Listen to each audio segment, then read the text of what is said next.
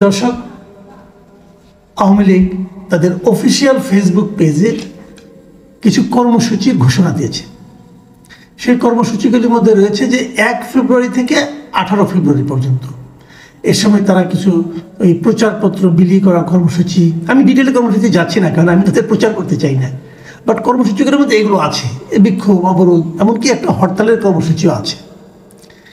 এই কর্মসূচিগুলো তারা তাদের অফিসিয়াল ফেসবুক পেজে ঘোষণা করেছে। তো এটা নিয়ে এই সরকার কী ভাবছে? একটা পলিটিক্যাল পার্টি তাদের কিছু পলিটিক্যাল অ্যাক্টিভিটিস করার কথা বলছে, সেটা নিয়ে এই সরকার কি ভাবছে? এই ধরনের একটা প্রশ্ন এই সরকারের যিনি প্রধান উপদেষ্টা প্রেস সেক্রেটারি আছে মিস্টার শফিকুল আলম, তাকে আজকে বুধবার করা হয়েছিল।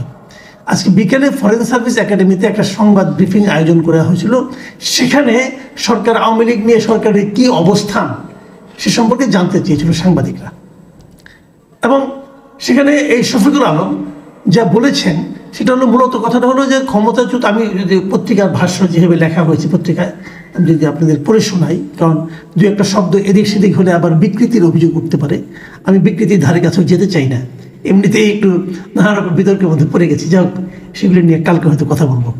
যেটা বলছিলাম যে উনি বলেছেন, ক্ষমতাচ্যুত আওয়ামী লীগ যতদিন না ক্ষমা চাচ্ছে, যতদিন না তাদের নেতৃত্বকে বিচারের মধ্যে আনা হচ্ছে এবং যতদিন না জবাবদিহির মধ্যে আসছে, ততদিন তাদের কোনো প্রোটেস্ট করতে দেওয়া হবে না। এই হলো ওনার বক্তব্য। এই যে বক্তব্যটা উনি দিয়েছেন, এটা কিন্তু আজকে বিকেলে দিয়েছেন প্রেস ব্রিফিংয়ে, এটা আবার আজকে সকালে ওনার যে ফেসবুক আছে সেখানে উনি পোস্ট করে এটা দিয়েছেন এবং তিনি বলেছেন এটাই হলো সরকারের অবস্থান। এখন এটা নিয়ে আমার মনে হয় আমি একটু আসলে কথা বলতে চাই। এবং উনি বলেছেন যে একদম হুবহু ওনার ভাষায় যেটা আমি বললাম আর কি, এবং উনি বলেছেন যে তাদের আগে বিচারের সম্মুখীন হতে হবে। এখানে সরকারের স্পষ্ট অবস্থান, তার মানে উনি যেটা বলেছেন এটাই সরকারের অবস্থান। এখন সরকারের অবস্থানটা কিভাবে হলো? এটা কি কোনো ক্যাবিনেট মিটিংয়ের মাধ্যমে সিদ্ধান্ত হয়েছে, অথবা সরকারের 1-2 উপদেষ্টাকে ওনাকে জানিয়েছেন, নাকি সরকারের সকল উপদেষ্টা ওনাকে জানিয়েছেন, নাকি প্রধান উপদেষ্টা স্বয়ং ওনাকে জানিয়েছেন? এই ব্যাপারটা আমার জানা নাই, উনিও স্পষ্ট করেন নাই। বাট একটা জিনিস মাথায় রাখতে হবে, উনি কিন্তু সরকারের একজন কর্মচারী, বেতনভুক্ত কর্মচারী, উনি কোনো রাজনৈতিক নেতৃত্ব না, বাট উনি সরকারও না, উনি সরকারের নীতি নির্ধারকদের মধ্যে কেউ নন। উনি প্রেস সেক্রেটারি, প্রধান উপদেষ্টা প্রেস সেক্রেটারি হিসাবে প্রধান উপদেষ্টার যে বক্তব্য, প্রধান উপদেষ্টার যে অভিমত, সেটাই উনি জনগণের সামনে প্রকাশ করেন। সেই হিসাবে তথ্যগতভাবে আমি ধরে নিতে পারি খোদ প্রধান উপদেষ্টাই এই কথা বলেছেন।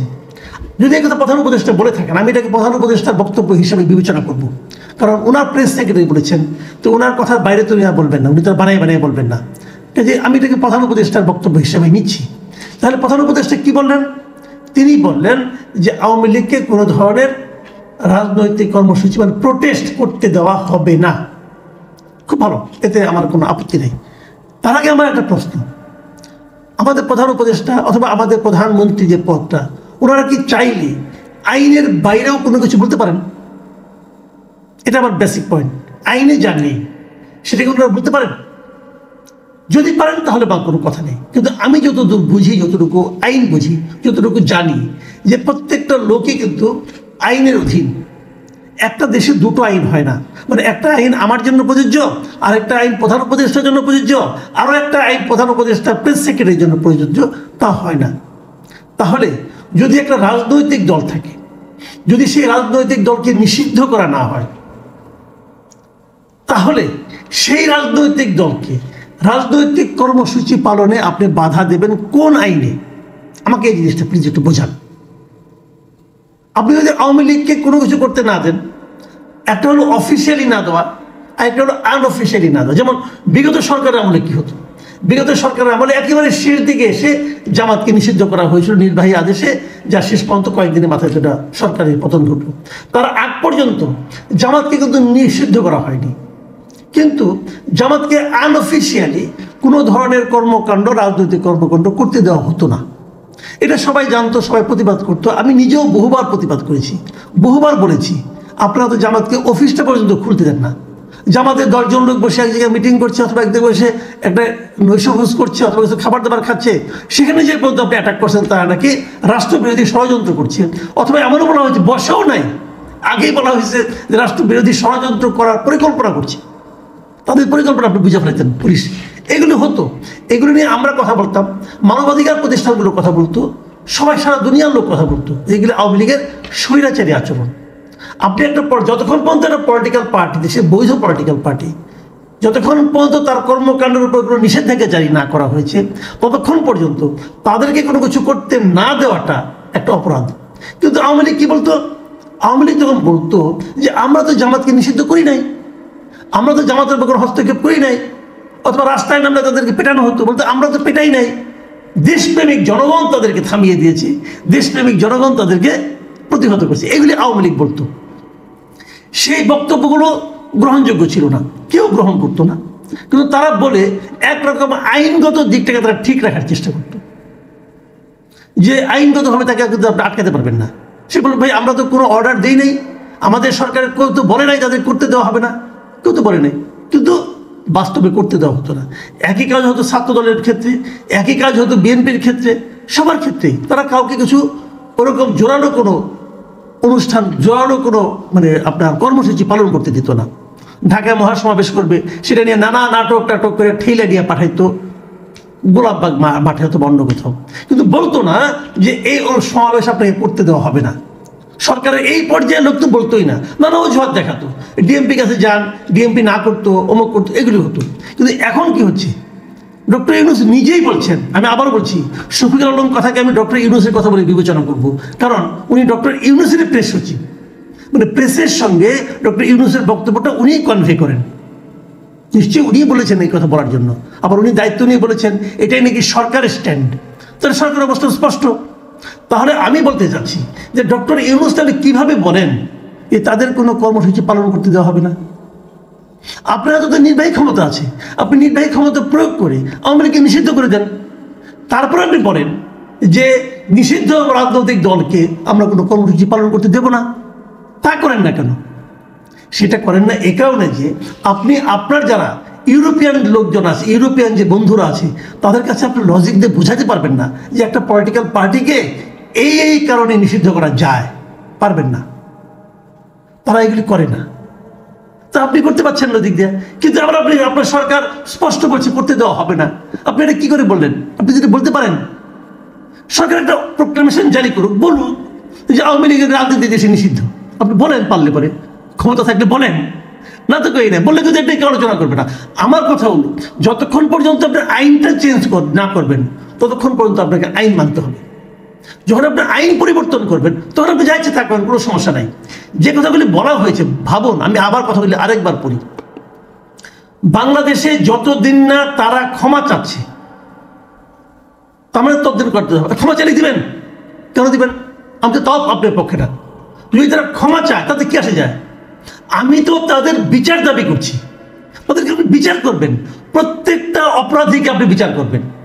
যারা যারা এই জুলাই অভ্যুত্থানের সময় সাধারণ মানুষের উপর নির্যাতন করেছে, গুলি করেছে, হত্যা করেছে, এর সঙ্গে চেইনের যত লোক জড়িত, যিনি আদেশ দিয়েছেন, যিনি অনুমোদন করেছেন, যিনি গুলি চালিয়েছেন, প্রত্যেকটা জড়িত লোককে বিচারের আওতায় আনতে হবে এবং তাদেরকে দৃষ্টান্তমূলক বিচার করতে হবে। তো উনি ক্ষমা চাইলে আপনি আপনাকে করতে দেবেন? তারপর বলছেন যতদিন না তাদের নেতৃত্বকে বিচারের মধ্যে আনা হচ্ছে, তা আনেন না কেন? বিচারের মধ্যে আনার দায়িত্ব কার? আপনার সরকারের। আপনাদের বিচারের মধ্যে আনতে পারছেন না কেন? এবং বিচারের মুখোমুখি করা হচ্ছে, মুখোমুখি করার দায়িত্ব তো আপনার, এটা আপনি করতে পারছেন না কেন? তা আপনার অযোগ্যতা, আপনার ব্যর্থতার জন্য আপনি আরেকজনকে দায়ী করবেন কিভাবে? যতদিন না তাদের জবাবদিহির মধ্যে আসছে, এটা তো আপনার দায়িত্ব, জবাবদিহি আপনি তৈরি করবেন, আপনি ক্ষমতায় আছেন। যে কাজগুলো আপনি করতে পারছেন না তার জন্য আপনি আরেকজনের উপর দায় চাপাবেন কেন? আচ্ছা, এখন আমি শেষ প্রশ্নটা করে ছেড়ে দিই। শেখ হাসিনাকে বিচারের মধ্যে আনতে পারছেন না, আওয়ামী লীগের নেতা মন্ত্রীদেরকে আনতে পারছেন না। আমি যদি আপনাদেরকে প্রশ্ন করি, 8 তারিখে আপনারা ক্ষমতায় আসছেন, 8 তারিখের পর অথবা 8 তারিখের আগে তাদেরকে বিদেশে যেতে দিল কে? শেখ হাসিনাকে এদেশ থেকে বের করে ইন্ডিয়া পাঠিয়ে দেওয়া হচ্ছে। কে পাঠিয়ে দিয়েছে? এর জন্য দায় কার? শেখ হাসিনাকে আপনি আনতে পারছেন না, কার জন্য আনতে পারছেন না? কে তাকে পাঠিয়ে দিল? তাকে ধরেন, তাকে জিজ্ঞাসা করেন তুমি কেন পাঠিয়ে দিলে বিদেশে। অথবা ওবায়দুল কাদের খবর আমরা জানি, এতদিন ওনারা দেশে ছিলেন, তারপরে উনি পালিয়ে গেলেন। কে, কার জন্য উনি লুকিয়ে থাকতে পারলেন? কার জন্য উনি পালিয়ে যেতে পারলেন? তাকে ধরতে পারছেন? পারেন নাই কেন? এ দায় কার? আবার অনেক নেতাকে আমরা দেখেছি তারা দেশে আটকানো ছিল, তারপর তারা চলে গেল, চলে যেতে পারলো। কেন যেতে পারলো? কার কারণে যেতে পারলো? তাদেরকে ধরেন, তাদেরকে জিজ্ঞাসা করেন এ দায় কার? এ দায়িত্ব আপনাদের। আপনাদেরকে একটা দায়িত্ব দেওয়া হয়েছিল, আপনারা ক্ষমতায় গিয়েছেন। আপনাদের কাছে আমরা কি আশা করেছিলাম? যে প্রত্যেকটা অপরাধীর আপনারা বিচার করবেন। অপরাধী বিচার করতে পারলেন না কেন? অপরাধীকে পালিয়ে যেতে দিলেন কেন? অপরাধীকে ধরে রাখতে পারলেন না কেন? অপরাধীদের বিচারের মুখোমুখি করতে পারলেন না কেন? না পেরে তার দায় যদি আপনি তাদের উপর আবার চাপান, সেটা কি ঠিক হলো ভাই? আর কত মানুষকে হাসাবেন আপনারা? আর কত মানুষকে হতাশ করবেন আপনারা? এখন যেটা করছেন সেটাকে স্বৈরাচারী আচরণ বলে। প্রিয় দর্শক, এখন এই পর্যন্তই। আল্লাহ হাফেজ।